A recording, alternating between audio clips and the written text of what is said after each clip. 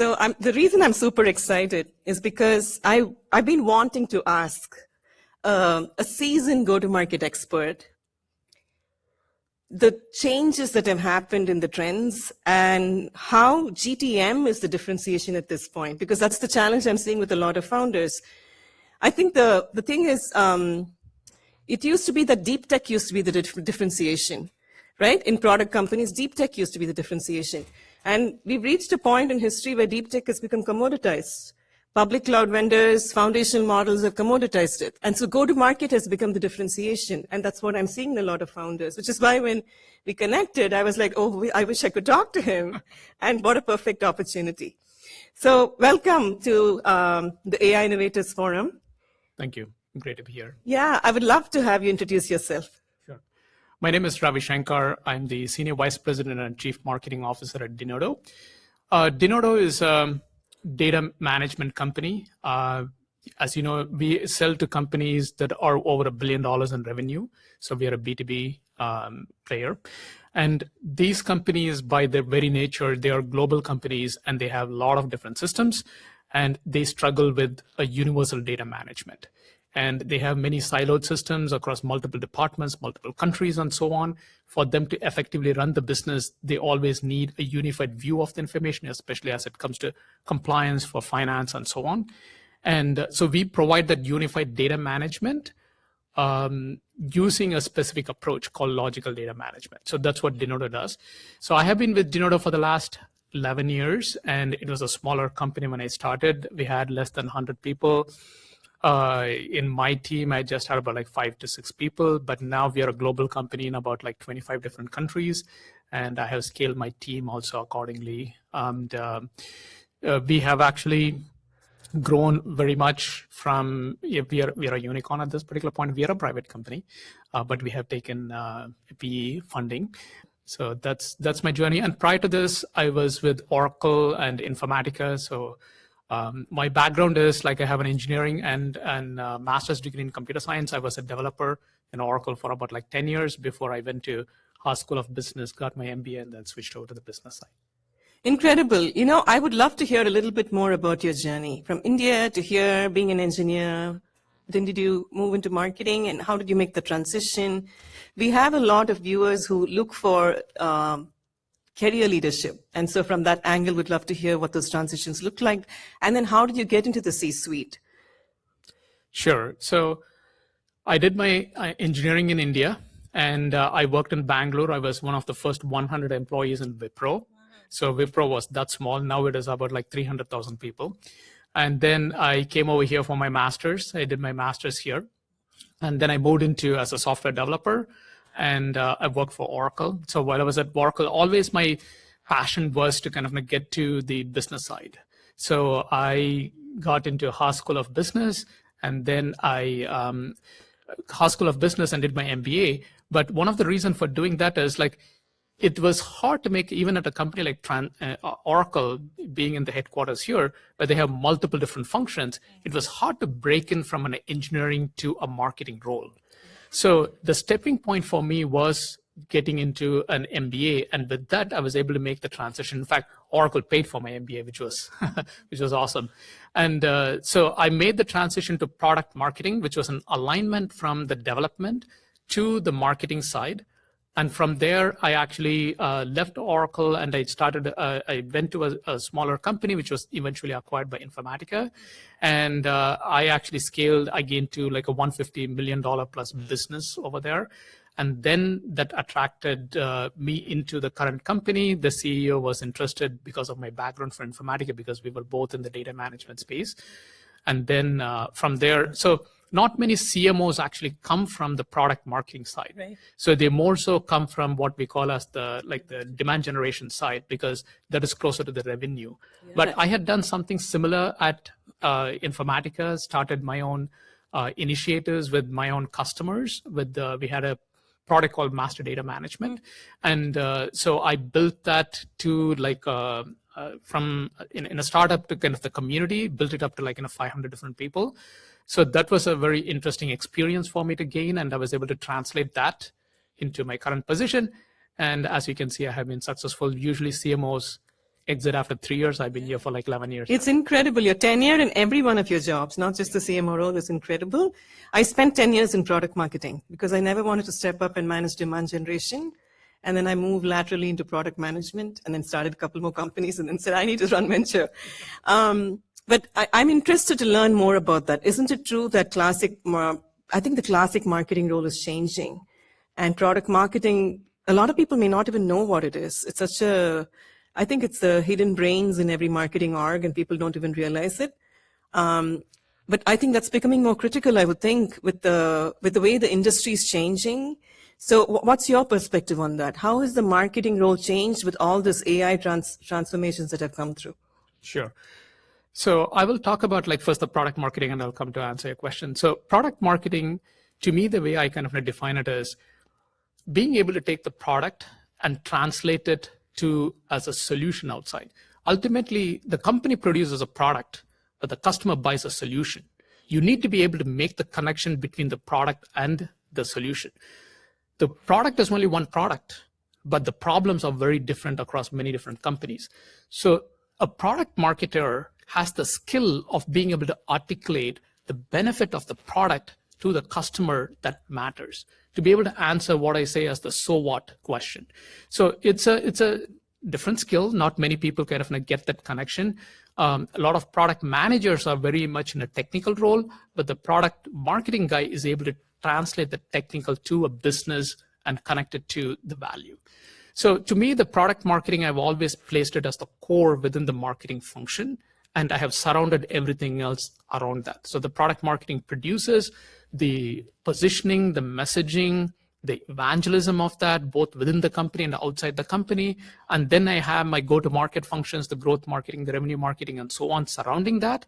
And they actually use the materials produced by the product marketing to take it to market. So the product marketing sets, I kind of say it like they're the ones who actually lay the tracks, and the go-to-market functions are the caboose that actually comes on it. So if they actually misposition the product, they're not messaging the product properly and so on, then the go-to revenue will have challenges. Now, coming to your part about how the marketing is actually changing, especially like in the AI space, we hear people kind of talked about, there are three things I see. Like I came from the Gartner Data and Analytics Summit in Orlando last week. They had like about 500 people. They had about 150 vendors, and they had about 300 plus sessions. 70% of them were on AI, and most of the theme was like agentic AI. And if you walk down the booth looking at AWS, Google, Microsoft, IBM, all these guys, they're all kind of saying the same thing, all the agentic AI, data foundation, and so on. So it has become a very crowded market. And we went to the market because like trust is a very big component when it comes to agents. That's what we kind of heard. And everybody is talking to that, and we are talking to it, and we go and see there, everybody is talking about the same thing. So how do you basically differentiate that? So differentiation is very key.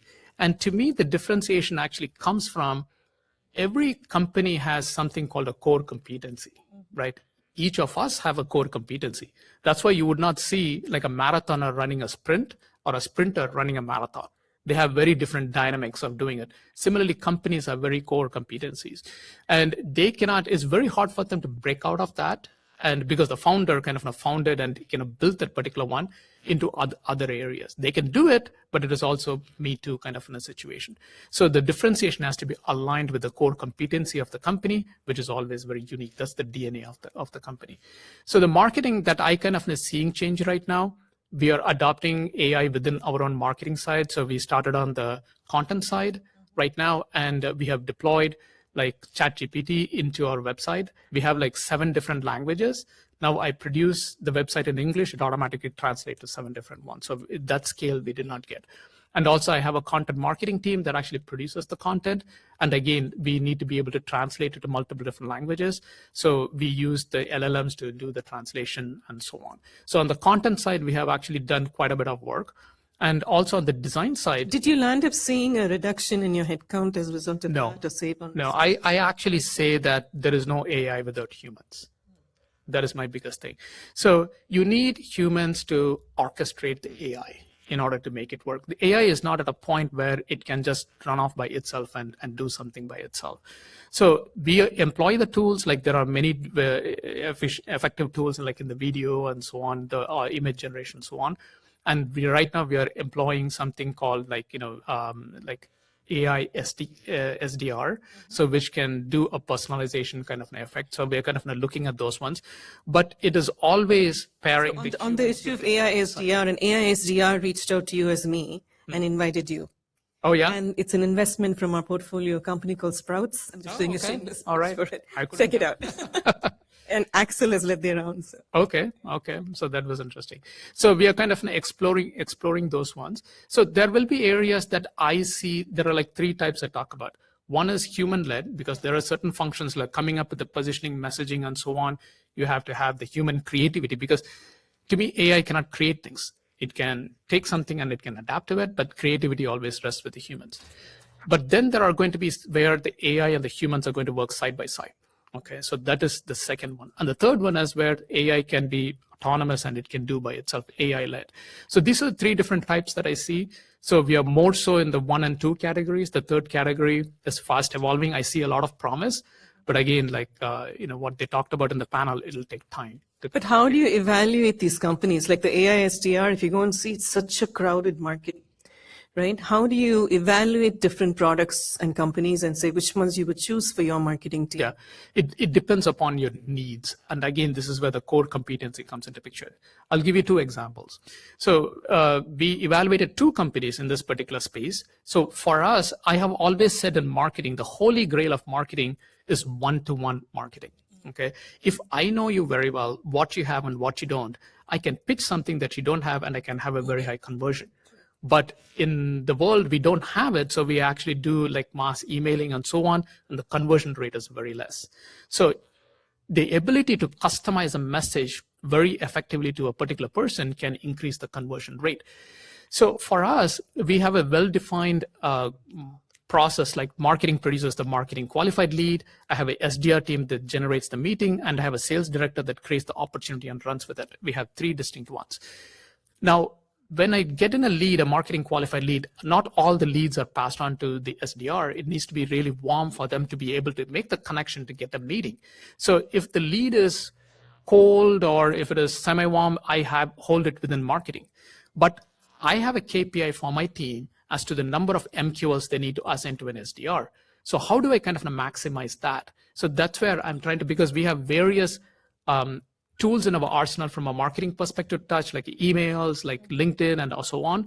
But the human touch is also kind of important. Well, voice agents are here. If you've actually played with some of these products that are coming out, it is so realistic. And they're minting money. When I talk to these founders, in 6 months, they're making $1 million in revenue traction. Okay. And so I think that the marketing function is about to be completely disrupted. And it's only a matter of time before companies at a later stage like yours realize what's happening at the cutting edge of the YCs and the StartX kind of companies, which is where I invest. Right. Are you seeing that transformation yet, or are you even evaluating that? Like, for example, I have invested in companies which have completely transformed real estate. You don't need a realtor. It's just does the conversations for you. You don't even realize you're talking to a voice agent. The pauses it takes, it remembers things about you. Unlike a human being, we forget things, right? Right. And then it's able to get more information about you and why you want to buy a house than an actual human would. And then it's sending you the right information in terms of who you would go and get a loan from. The whole conversion is done. Right. So if real estate can be transformed that way, I think technology marketing is not far behind. I'm not saying that it is not going to happen. It is going to happen, but it is going to take some time. But again, it depends upon the way it is kind of going to handle it. The one that you talked about, there are 2 types as in the AI SDR I've seen. One that actually sends the email, customizes. It's really the core strength is in terms of being able to understand my prospect and be able to customize the email so that way it can get a response back. Another one actually does is it gets the response, but it directs them back to the website. So their core competency is to be able to engage them on a website one-to-one, answer the questions that they ask, give them the documentation and so on, and then book the meeting. So they come to the table with multiple different ones. But I agree that it'll, that's where many of the smaller companies that are strapped from a funding perspective or employing very of the innovative ways to kind of accelerate to compensate for the lack of the humans. But I think that will kind of will permeate into bigger companies. Right, right. Yeah, marketing and legal has been my experience where it's being completely chewed up with AI. But shifting gears, you've been in data through and through, which is amazing because right now I think data is at a pinnacle where it's a complete differentiation for any company. I'd love to hear your experience in understanding how did each of these became a billion-dollar, multi-billion-dollar market, like master data management and then data infrastructure, data virtualization. What did you see as the trends and patterns of this evolution, and where do you think it's going next? So data is like the oil that was kind of put in one of the ones. So here it becomes even more important in the AI world. Now everything needs the data to kind of work. So these different categories are kind of scaling up a lot, and where this is kind of going from an AI perspective is to be able to provide the data in real time. Okay, so an agent comes and asks for a particular data, and it needs to operate upon something that is recent rather than something that has been stored. I'll give you one example. Okay, and again, like this becomes very acute, like in healthcare. My wife is a physician, and if you have a blood pressure over 150, the systolic is above 150. The current AMA recommendation is to give a 2-drug regimen. Okay, and she knows this. This has been in place for the last couple of years. When she went into ChatGPT and asked the same question, it actually said only 1 drug is needed for it. When she did the analysis, she found out that ChatGPT was working off of a 5-year-old data. So the regulations changed in the last couple of years. So if an agent is automatically doing this work and doing the prescription, on behalf of the physician, then it will be recommending only 1 drug instead of the 2 drugs. So those things can kind of happen. So, going back to your point. Healthcare wouldn't be an appropriate analogy, I think, to marketing, just trying to play devil's advocate. They use quite a bit. I know. But then the not having a human in the loop can cost a life. Yeah. Unlike generating a lead for a Denodo and generating a wrong kind of lead for a Denodo, right? Right. That is definitely the case. I think I foresee that the marketing function is going to be disrupted. There's going to be one product marketer running the whole thing. Yeah, so definitely that will happen. But let me answer the question about like where the data market is kind of heading. So where I kind of see the data kind of becoming more relevant going in the future is to be able to, one is the real-time access to the data with the example that I gave. And the second one is to be able to provide the context for that particular data, because you're going to have multiple agents come and hit you, like it could be an HR agent, it could be a procurement agent, it could be a different agents coming and hit. And it can understand only the data that is relevant from a HR function, from a procurement function, and so on. So the data management platform should be able to provide the data in the language that the agent can actually understand. So that is where, to me, like the market is heading. And the third one, there was a question about like the governance aspect of it. So it is very important to ground these to make sure that they operate within the guardrails. Right. Without which, then you're going to have a lot of challenge with, they say like AI is like a toddler you need to watch over, right? You can't really let them loose. So it is very important to kind of set those guardrails, conditions, and security and so on. So that way it can operate on it will require a lot of data, but you have to restrict to the data that is needed for it to do its particular function. So those are 3 things that I see. Makes sense. And then the other angle I'd love to hear from you is, I think achieving product market fit is a lot of experimentation. And the time for experimentation used to be the determinant of who the winner is.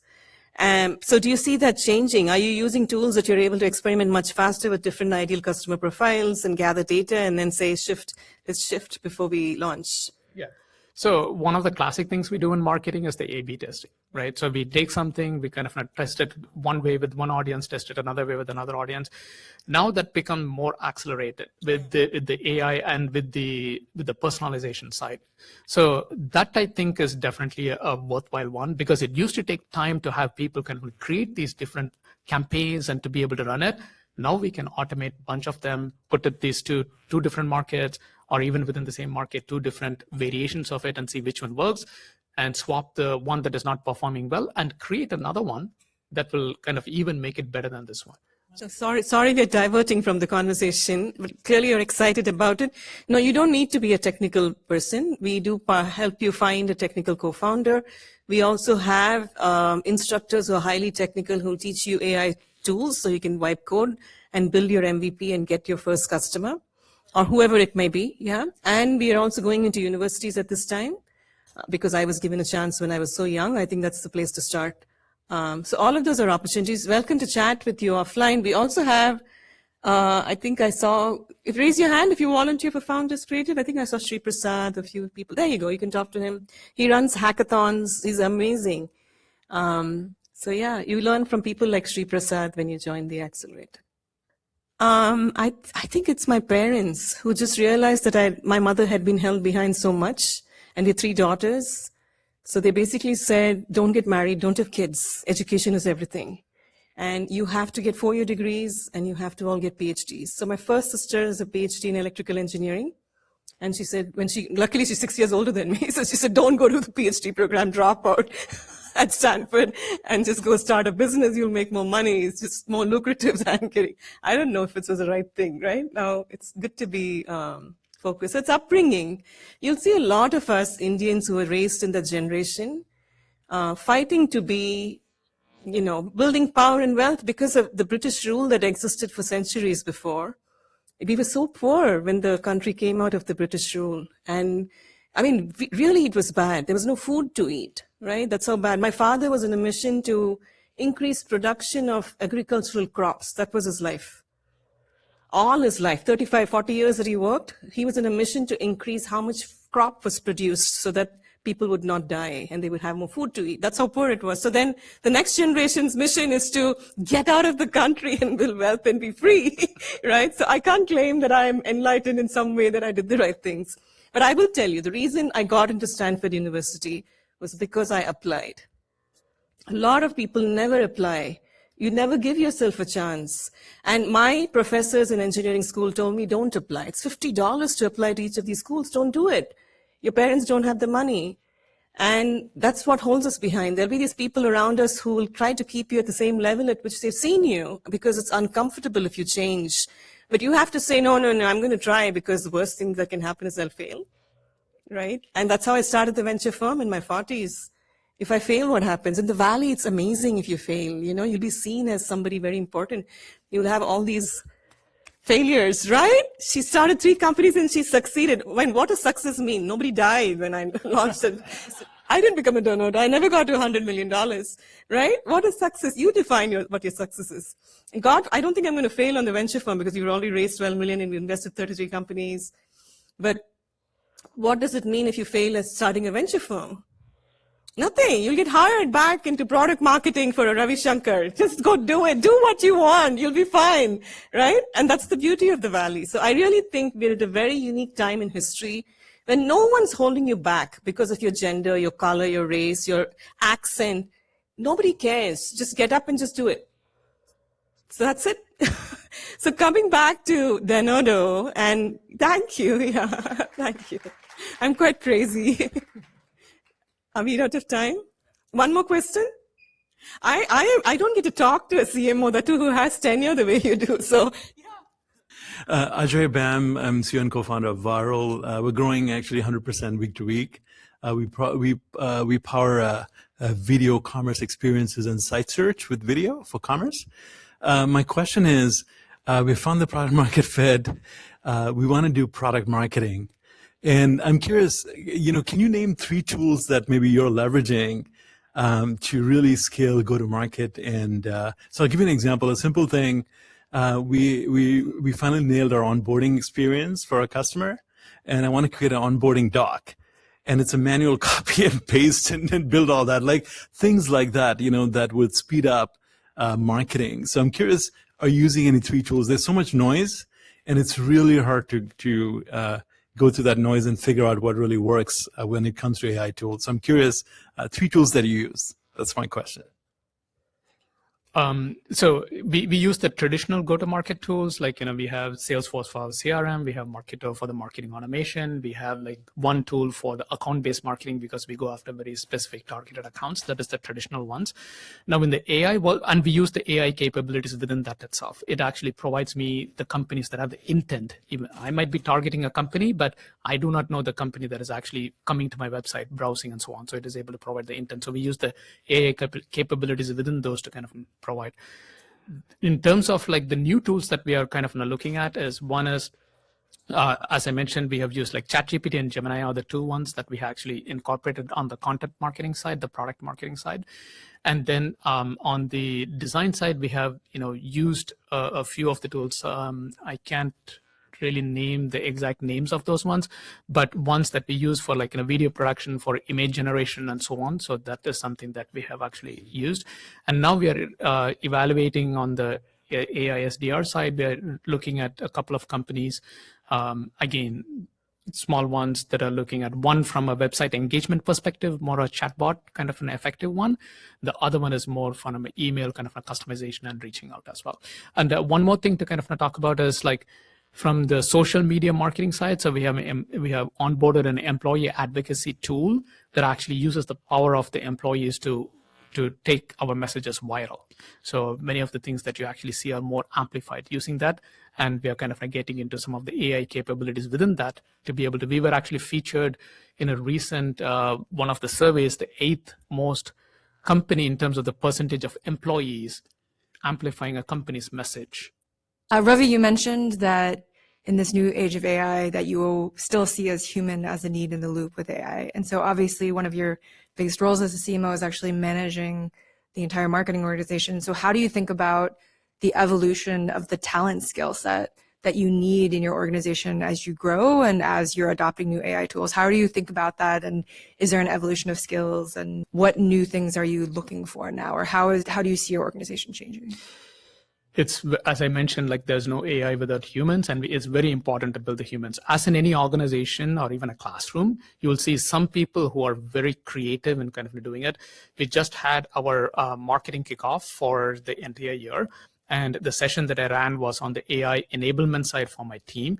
And I asked them, like, how many people like use AI in some form or the other on a daily basis, weekly basis. Like more than half the team actually went up. So they're quite a bit using that I did not know about. So, and also there were some people who have very kind of created their own custom GPT, trained it with their own voice, and they're producing local materials within that particular aspect. But then there are some people who are kind of not even using that much. As I said, more than half the room, but which means like, less than half the room is not using it. It's very important to upskill them, to bring them up, because with them, we can increase the productivity, right? And if they're kind of left behind, then definitely the productivity aspect is missing. So I'm using, just like the way you're doing, innovators within my own team to be able, I formed like an AI first council of people who have done something innovative within my team and asking them to explore different ways of marketing can be innovated. And then the next step is enablement. Once we standardize the process, I bring other people on board to be able to use that. So with that, we come to the end of this conversation. I've really enjoyed it. Thank you so much for sparing the time and joining us. Thank you for inviting me. Yeah. Your AI SDR. I'll send you my ASDR information, but also we have a C-suite coming up on April 15th. We're co-hosting it with Google. Actually, 16th. 15th is tax day. So we have dinner on 15th, and then we have a C-suite summit on the 16th. Okay. When there will be about 40 public company CXOs and late-stage CXOs. Okay. Alongside our portfolio companies like Michelle and several others. So we'd love to invite you. And oh, wow. Yeah. I'd be happy to do that. Yeah. Okay. Thank you. Thank you very much. Thank you.